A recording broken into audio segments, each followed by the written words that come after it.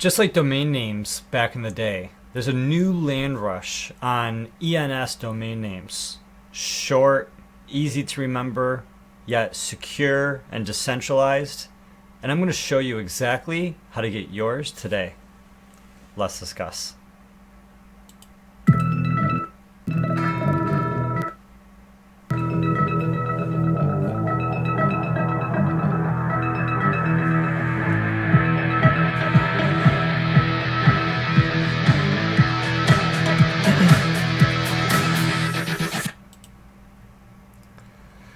Hey everybody, I'm Gary Palmer Jr. You're you. Together, welcome to Minting Coins. So today we're talking about the brand new ENS domain name system.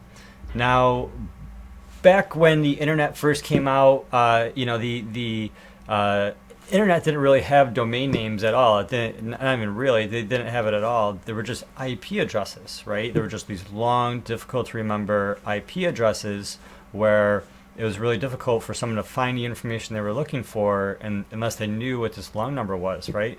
Sound familiar? That's the situation that we're in today with all this blockchain technology.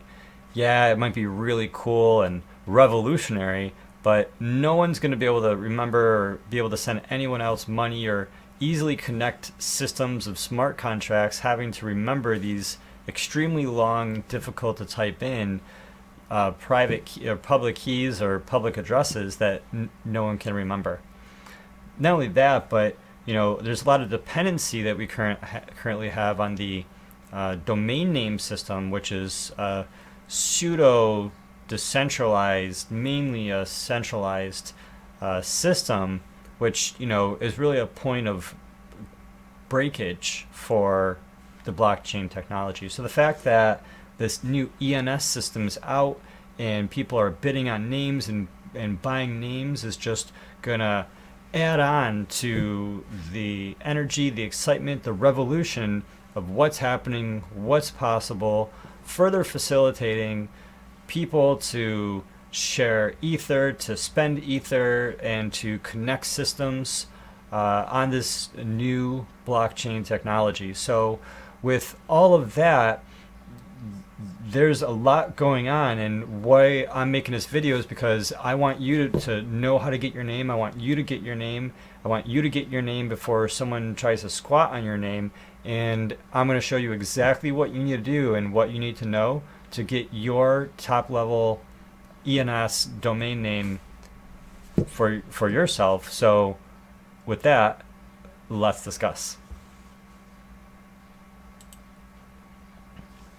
All right, cool. So just looking at the market today real quick, we have Bitcoin around 1762, down 2.5% almost, same as Litecoin, down.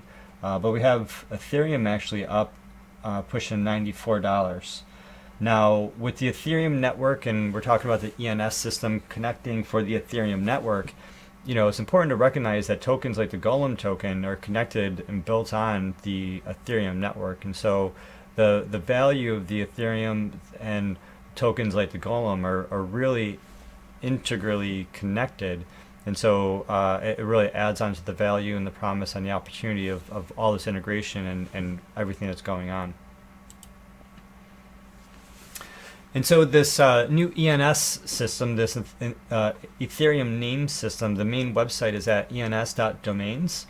And here you can get a little more information and learn about how they're seeking to eliminate the need for having to use these long addresses by replacing it with something that's easy to remember, secure, and totally distributed, peer-to-peer, which adds on to that security and the trust.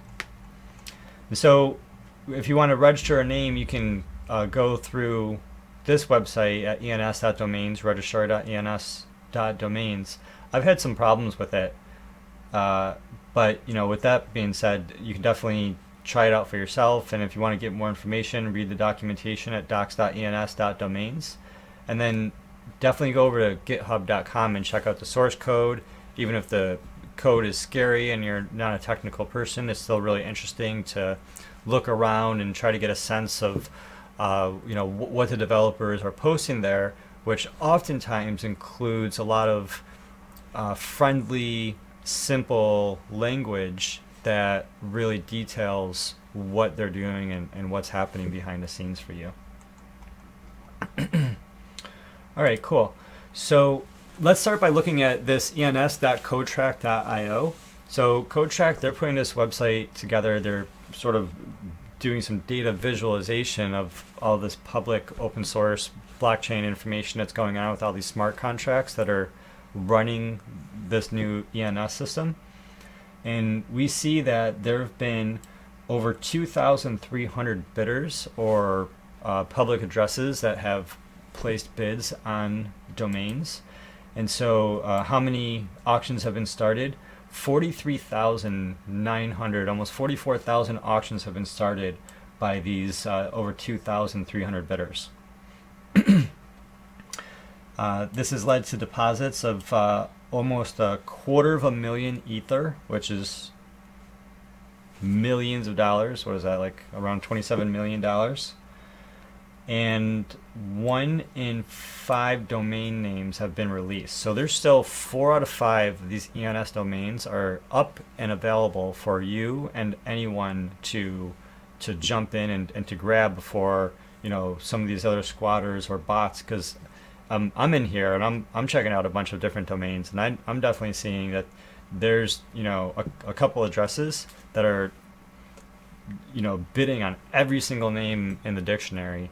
With, you know, 0.0, just the bare minimum, or maybe 2 steps above the bare minimum, and just hoping to just snag all these names. And they've been quite successful snagging some super high quality names early on for pennies on the ether.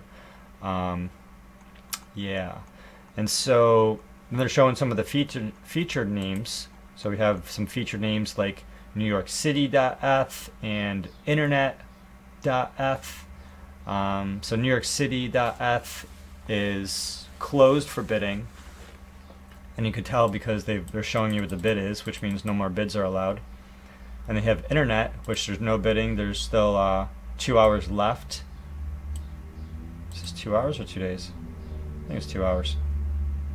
No, 2 days. 2 days, 19 hours left in the bidding for Internet. And so here we see some most expensive names like Exchange, which, wow, over 12,800 Ether. Someone bid for that, but the second highest bid was 6,660. And so what happened here is that even though the highest bidder bid 12,800, they only have to pay or lock in, not even pay, they only have to lock in up to the second highest bid, up to the 6,600. So the second highest bidder, they lose the auction. They get all their ether back, minus just a little bit that gets burned for gas. And then the highest bidder, who bid 12,800, they only have to lock in this much, as much as the second highest bidder, and the difference they get refunded, deposited, sent back to their public address. So let's go over this all a little bit more detail from Medium. So Medium is a great social network for people to get information. A lot of people post on Medium. It's, you know, for the written word. So even if you like videos and podcasts, you know, Medium is going to be a place where you're probably going to get a high concentrate of pretty good information. So I'm going to go over a lot of this other stuff. I've already gone over it, or I will go over it, and so I'm just going to skip over some of this technical detail and just get into some highlighted areas before I detail exactly how for you to secure your name. So each name can only have one owner or public address, making each name a scarce, non-fungible property. Names are super powerful. We all know how important it is for us to have a domain name and what a domain name can do for a brand. We know the mistakes that, or maybe we've heard the stories, what brands did early on, ignoring, you know, their domain names and just ignoring the opportunity and the potential of having a really short, memorable marketing name for your business or for your personal brand. Because it can represent a brand, it can represent a movement, or your online identity across numerous platforms. And you want to keep that consistency, not just on the internet, but also on this new internet called Ethereum. So allocating names, they went back and forth how this was going to go, but again, not sure if I mentioned this before, but the names that are available are only the names that have 7 characters or less.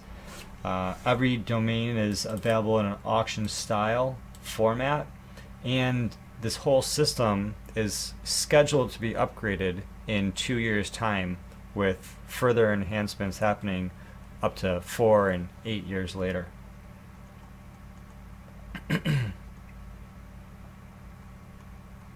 So the ownership of the name for holding and having this name after the auction process, there's no reoccurring fee, there's no subscription, and after 1 year of registration, the owner, whoever has access to the private key of any of the names that are connected to it, they're free to release it back to the market, to give up ownership of that name after 1 year. And by doing so, you'll receive back 99.9% of all the ether that's locked up behind that domain. So there's essentially no risk right now. If this is just ether and you have ether, or if you get the ether and you lock it up and it turns out that this was a bad name, you can get all that ether back 1 year later by releasing the domain name back. But then again, if the domain name is really awesome or has huge potential, then maybe you have a better chance of selling it or actually using it for the greater good. So in the future, some sort of dispute resolution may be added to the system, the evolution of this system that comes later, which won't happen for at least 2 years. And for example, something they could do is that they could require all the domain holders to add more ether to the domain to match the average increase of all the domains, a type of inflation to keep up with the Joneses. But this bit in purple here, it's also important, to recognize that this might not happen. A dispute resolution system might be deemed not beneficial, and so there could be extremely few tweaks in the end product that gets released down the line. And so with transferring names, again, these names could be transferred. So once you have a name, once you own a name, maybe you have your personal name, but if you have a good name, a general non-trademarked name, then that name can be transferred to another public address. And this is going to allow for secondary markets to form. So these secondary and tertiary aftermarkets of these names are going to add, facilitate, and deepen the amount of energy and flow that's going in and from the market, connecting people and applications and these names to really push and make progress for not just people's adoption of the technology, but fundamentally how systems are communicating with each other. These names could be used for sending someone money or receiving money. These names could be used as a sort of creating a website on Ethereum. These names could be used for communicating smart contract to smart contract, let that smart contract be completely on the Ethereum blockchain, or let that smart contract be connected to a real life object in the Internet of Things world. And so when these objects are connecting to each other, or when humans are connecting these objects, having these really short addresses is going to be way easier for everyone to facilitate these new industries than long, difficult, forget to add a capital letter type of system. So this is just going to exponentially increase the economics of what's happening and what's being developed behind the blockchain of Ethereum. So again, this whole system is expected to be upgraded within 2 years of launch. And some other really interesting details here is that they're saying after 4 years, the initial registrar will refuse to register new names. And then after 8 years, the funds held by the initial registrar can no longer be released to the owners. So while there is a refund period allocated for the first few years, there will come a time when the ether that's locked up behind these domains potentially will never be released back to anybody. Again, these can only be 7 characters long, and then all the ETH domains that are less than 7 characters will be auctioned in the future after this whole system is more evolved and after everyone has a chance to learn about this, so then everyone has an equal chance at the most precious of short names. All of these names are going to be allowed to have subdomains. So if you have, awesome.eth, then you're going to be able to have gary.awesome.eth, cindy.awesome.eth, michael.awesome.eth, so forth and so on. It's really going to help create a lot of creativity for interconnecting the people and the technology that's going on. It's really, really cool. It's like the 3D chess of the internet, right? It's like the internet was chess and domain names was chess. This domain name system is like a 3D chess, because it's not just connecting points to points, it's connecting right, like it's not just connecting people from one point to one point, it's connecting people, it's connecting technology, it's connecting Internet of Things, it's connecting money, it's connecting information. It's just so much more that's going on. So the parameters of a bid, we're going to need the name that we want to bid on. We need the value or the ETH that we're willing to pay for the ownership of the name. And then we need the address which we want to own the name from, our public address, the public Ethereum address, which we're going to need our private keys to. In this process, we're also going to be given a secret 3-word key, and that's going to be critical for gaining ownership of our domain name later. So the minimum price to register a given name is 0.01 ETH. So if you bid, anything like $1 million or $1 million Ether, and no one bids against you, the minimum that you're going to pay is 0.01 ETH. And that's the minimum that you can bid, and that's the minimum that you would be charged if no one bids against you. After the auction starts, then bidding lasts for 3 days. And then after that 3-day time, or during that 3-day time, you have to place all your bids. No one can see anyone's bid, so it's all blind. So make your bid, make it the best you can, do it once, don't do it twice. If you do it twice, then you're bidding against yourself, and that's just locking up your ether. Not smart, don't do that. Sort of know your number ahead of time. It's an important point to know your number ahead of time. Because after that 3 days, then you reveal your bid. And you're going to have access to your wallet, you're going to have to know how much you bid on the auction, and you're going to have your secret key to reveal this bid. All those are critical to reveal this bid to either win the auction or get your ether back. And then after that 2-day reveal period, then the auction will be over. The highest bidder will finalize the auction to receive their new domain name. And that'll be that. Either they squat it, develop it, or place it on a secondary market. So here's an important detail. If 2 parties bid the exact same value, it doesn't matter who originally bid that value first. What matters is who reveals that bid first. So if 2 people bid the exact same amount and they're both the highest bidder, then whoever revealed their bid first will receive the auction as the winner.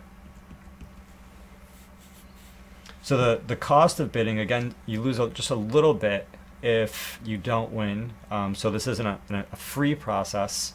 There's definitely robots out there that are scanning every word in the dictionary and bidding on every word in the dictionary, and to some degree having some significant success, getting some incredible names, pennies on the ether. But there is a slight cost to all that bidding.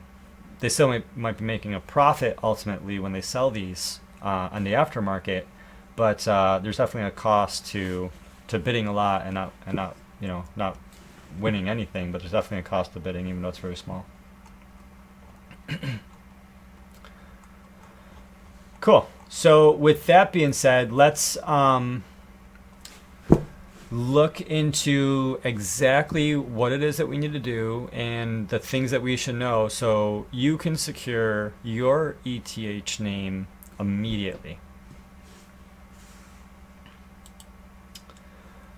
All right, so before we get into this, we're going to talk about, how you get your public address and how you get your Ether. And so if you already have your public address and your Ether, then you probably know what you're doing, and you can just follow along for good measure. If not, then you're going to need to get that stuff. And so how you get it is that you click on the link in this video below for to the Coinbase, and then by clicking my affiliate link, it helps me, and then you get $10, I get $10. Click on that link, create your Coinbase account, purchase Ether. You need to purchase your Ether from your bank account through your Coinbase account into your Coinbase wallet. Once you have Ether in your Coinbase wallet, you can transfer that Ether, send it from your Coinbase Ethereum wallet to your public control, or your personal private Ethereum wallet. And if you don't have one of those, we're going to go over exactly what you need to do to get that. And so actually let me start there.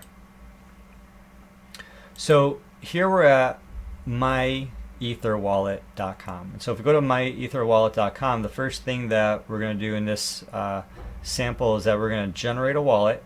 We click generate wallet. We want to create a strong password. I'm going to create a strong password right here. And then we are going to generate our wallet. And so my Ether wallet, it says here in red, is not a web wallet. And it does not store or transmit any secret information without your authorization at any time. And so if you do not save your wallet file and password, they cannot retrieve them. So I'll repeat that. If you do not save your wallet file information, then it cannot be retrieved. So save your wallet file now and back it up in a second location that's not on your computer. And so we want to download this file. It's downloaded right here. And now from this point, we want to take this file, save it to a USB key that's not connected to the internet, because if this computer gets hit with ransomware or some sort of virus or crashes or gets hit by a falling airplane part, we're not going to be able to access the Ether on these keys or the tokens or any of these new domain names that we're going to be purchasing and putting on them. So then we get to the second page, and this is an optional page, which I also recommend, where it says optional, print your paper wallet or store a QR code.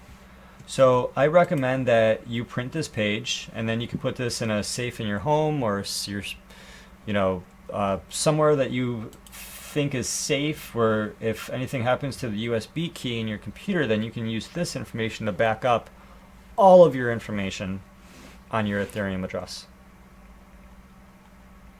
And so I'm not going to print this now because this isn't actually a real wallet for me. And what I am going to do is to just paste this address here, this private key, which is an extremely important, extremely private key, which is the backdoor to this entire wallet that we just generated. But it's critical for placing bids, revealing bids, and claiming the final auction throughout every step of the process for each auction which we want to participate in. All right, so we went to Coinbase.com, we purchased Ethereum, we went to myetherwallet.com, we generated a new personal private Ethereum wallet, a private and public key for us. Now the next step is that let's view our wallet information. We want to click on private key, paste our private key to unlock our wallet. And here we have our private key encrypted, hidden. Excuse me. And then this right here is our public address. And this public address is where we can send Ether to from our Coinbase account to this wallet. And then that Ether will show up right here under the account balance. So we send it to this public address, which says your address, not to the private key. So we can access the address, by viewing the wallet and putting on our private key. We can see what our address is. All right. So that was just to catch up us all up to speed. Now at this point, what we're going to do is that we're actually going to search and bid for our new ENS domain name. So on my Ether wallet, we want to click on ENS up in this main navigation. If we click back on View Wallet, it just erased where we were. None of these pages are saved. There's no account to log into. So every page you would need to reload separately. So in my Ether wallet, let's check New York City. And it says it's time to reveal bids for New York City.eth. Current highest bid. Auction goes on until May 17th. All right, so the auction is over for New York City.eth. We're in the reveal period. Anyone who bid on New York City.eth now needs to reveal their bid for that to be in the running to claim that domain. So we're going to look for a different one. Internet. And it says internet.eth, an auction has been started for internet.eth. Excellent. So at this point, what I recommend that you do is that I have this spreadsheet, and this spreadsheet is something that you can, there's a link below, goes to Google Doc, anyone can access this, and you can copy and paste or clone this for your own personal usage, or you can copy and paste this information into, say, Excel, although there's risks if anything happens to that computer. You would lose this information, and if you lose this information, then you're going to lose the possibility of getting your money back or revealing bids for any of the domain names that you haven't secured yet. And that's assuming you still have access to your private key separately. So I've already done some of this right here in the prep for the show, but what I recommend you do is that you just double click reveal bids on, copy this, come back over here, go to the reveal bids on, paste your information in there, click enter, and then we do the same for when the auction goes till when the auction ends. You copy this, come back, paste, and there you go. So now what we're going to do is that we want to, do we want this? Yes, we want this. Then unlock your wallet and place a bid. So we're going to paste our private key. We can use our JSON file, or we can use our Ledger Nano S or our Trezor, different options that we have. And then we can paste and type our private key and then unlock the wallet. And okay, good. So this is a problem I was hoping would happen, so I can show you. So right here, the secret phrase didn't populate, and it says feel free to change this, but it might be better just for you to have the safety of just knowing that it's auto-generated, and so you don't have to worry about messing anything up. So you could just have it auto-generate, and so if you refresh, then it should auto-generate. INTER, internet. Auction has been started. Private key. We're going to paste this, unlock. And now we have one that's generated. So we're going to take this secret phrase. We're going to go back to our spreadsheet. We're going to pop this information here. Curious moment diagram. Now we're going to take our bid that we we want to make a determination how much we're going to, because we don't want to change this later, because then we're bidding against ourselves and we're just locking up ether and it's not smart. So we're going to say 1.23, and we're going to come up here. We're going to pop in our bid amount, and then I'm not really sure how this whole disguised bid amount works, but in order to get this work and to make it so it works for me, I just put the same number in both. And then if you put the same number in both, then this is how it's worked for me. So now we're looking at the information. We have the same number in both, 1.23, curious moment diagram. Go back to our spreadsheet, 123, curious moment diagram. We have our dates here. And so this was 5/16 minus 3 days. I put in 5/13 just for tracking purposes of when things start and when things end in different steps of the process. I'm checking my name, make sure the spelling is right, INTERNET. Go back to here, make sure the spelling is right, INTERNET. Wow, everything looks good. I'm going to click place your bid. And then please enter valid amount. Wah, wah, wah. Okay. So this is a breakdown in the visual, but you have to have enough money in here to place your amount. When you click place your amount, they're going to show you this code. All right. When you see this code, it's going to look like this long gibberish code. You want to take that code and you want to copy and paste that code into, let's see here, into here in your code box. And this code box is going to contain the same information as your secret phrase and your disguise amount.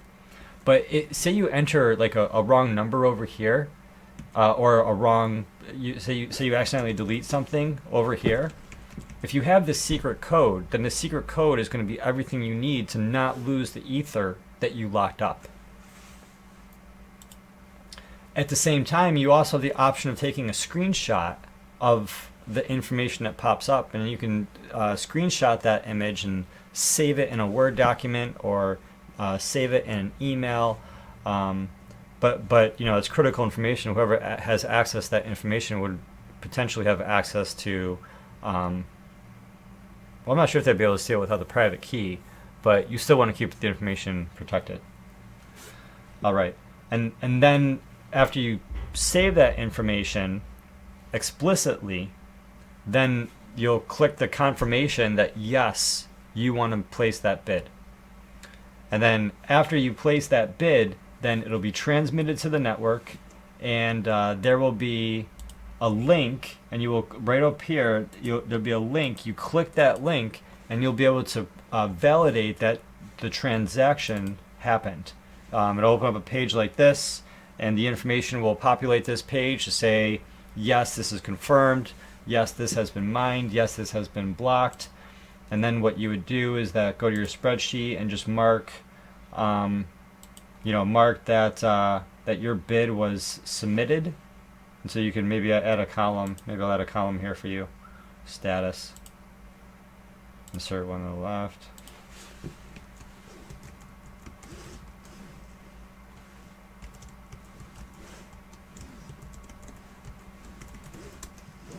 Oops. What am I doing?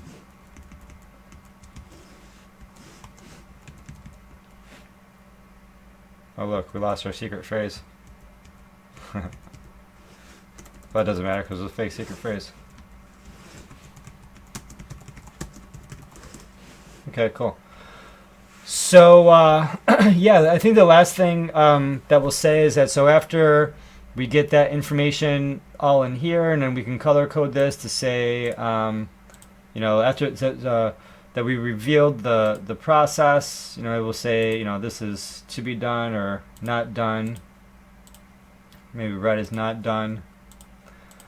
And so then we'll set a reminder to, when we have to do the reveal process. So after we place this bid for internet, then after Tuesday, May 16th, after this time, then we need to come back to Ethereum. Where were we? Back to my Ether wallet. We would refresh this page if it's already locked into something.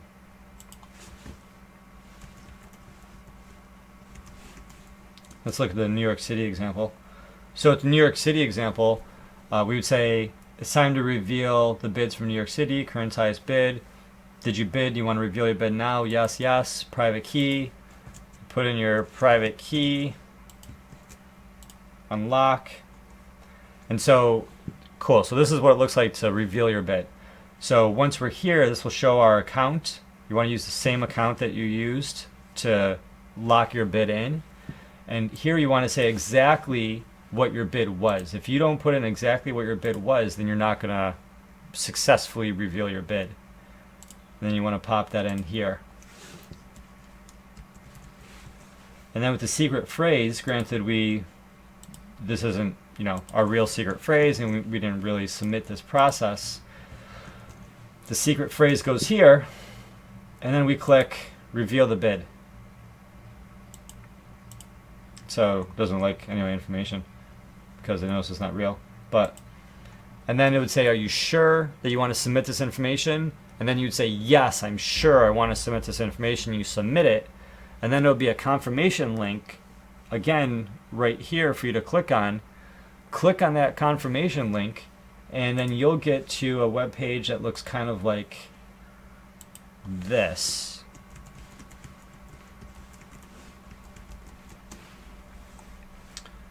And so it'll automatically click you there, but like, for example, if you're you know, over here you got these links here for the etherscan.io and the ethexplorer.io. And so we can go to etherscan.io. Oops, I typed in .com.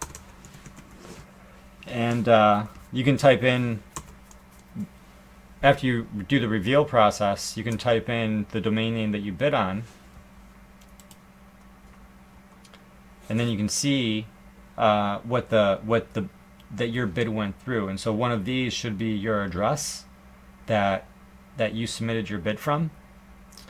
And then you can validate with your own eyes that your bid is seen and recognized in the system for your domain name.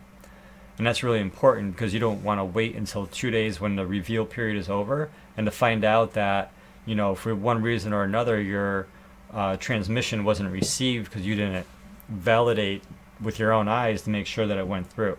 So you want to validate to make sure that the information you think went through and that it's being seen when you look it up in the ENS lookup on etherscan.io.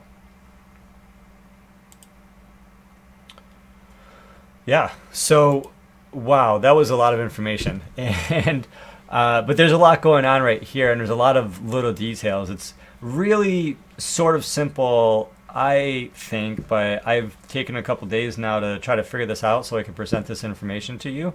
And I've had a chance to bid on a couple names myself.